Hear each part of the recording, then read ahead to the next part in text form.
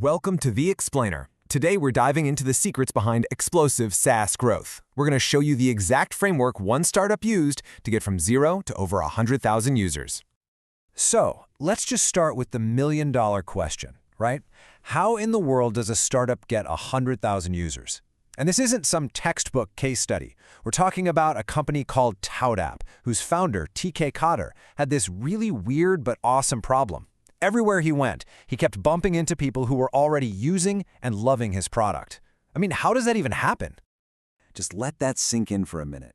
We're not talking about 100,000 random downloads. We're talking about almost 100,000 times salespeople, a super specific, hard-to-reach professional audience.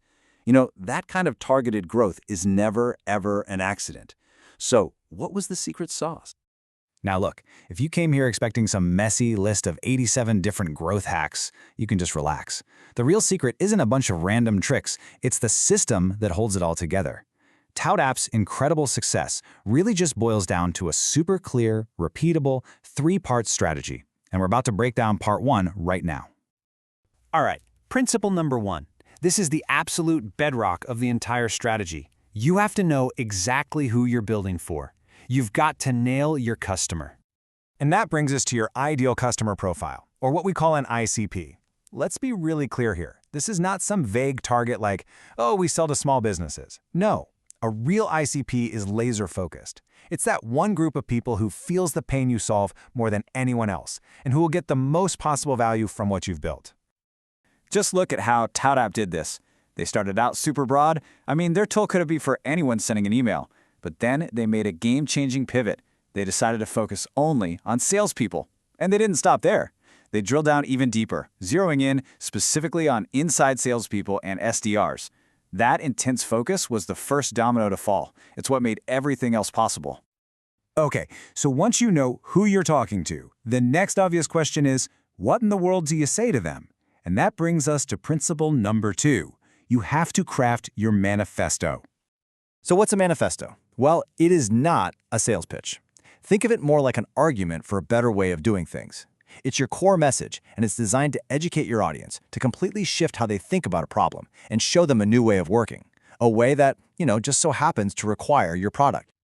And ToutApp's manifesto wasn't some fluffy mission statement. It was a super practical ebook called How to Write Kick-Ass Sales Emails. Think about the genius of that. They weren't just selling software. They were teaching salespeople how to be better at the most crucial part of their job. And in doing that, they created the very demand for their own tool. It's no surprise that thing was downloaded tens of thousands of times. Okay, so you've nailed your customer, and you've got your powerful message. The third and final piece of the puzzle is all about delivery. It's time to build the engine. It is time to run your show. And the Broadway Show is just a perfect way to think about it, because it's not about doing random marketing stuff here and there. It's about building a consistent, repeatable performance on the right channels to get your manifesto in front of your ideal customer day in and day out like clockwork. Now, of course, every show is going to be a little different. On the left, you've got ToutApp's approach, something called the host-parasite model. Basically, they didn't try to build an audience from scratch. They were smart. They went to where their customers already were, like inside Salesforce. They integrated, got listed on the App Exchange, and plugged right into that existing ecosystem. But on the right, you see another totally valid strategy, creating your own watering hole by building a branded community and pulling your ideal customers directly to you. And I love this quote from a Reddit user, somebody in the trenches, because it just drives home how powerful that community strategy can be. Sure, it's a long-term play, but the ROI can be absolutely massive. It's kind of like building your own theater instead of just renting a stage in someone else's. So here's a really important point. Your Broadway show is the big production, right? But it's made up of lots of different acts, and those acts are your specific tactics. So what does one of these acts actually look like? Well, let's take a look at a couple of examples. Okay, one really powerful act, especially if your show is all about content, is called the skyscraper technique. It's actually pretty simple.